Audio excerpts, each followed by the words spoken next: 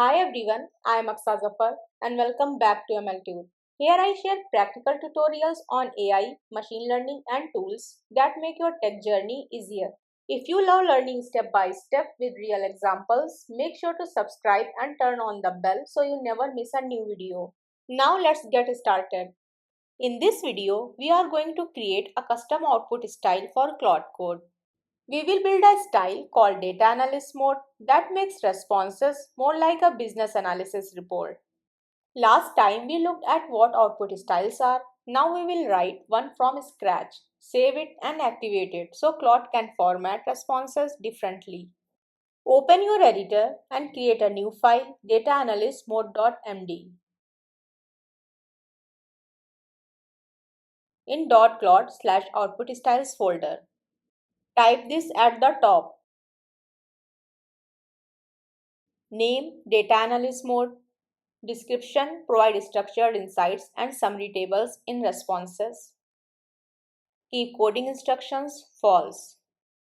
Below that, we will write the behavior instructions. These should describe how Claude should respond while this style is active. Let's add this. Summarize insights clearly.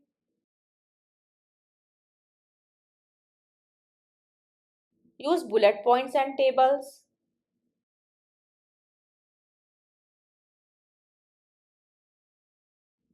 Include assumptions when needed. Provide suggested next steps. In Claude, type /output style and then select Data Analyst Mode output style. Claude will confirm that it switched to that style. From now on, responses in this session will follow the instructions you define. Let's test it by asking Claude to summarize last month's social media performance.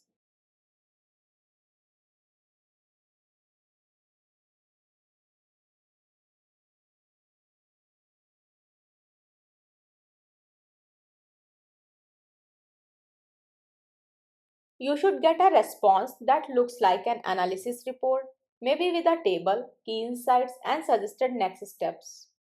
That's how to create your first custom output style.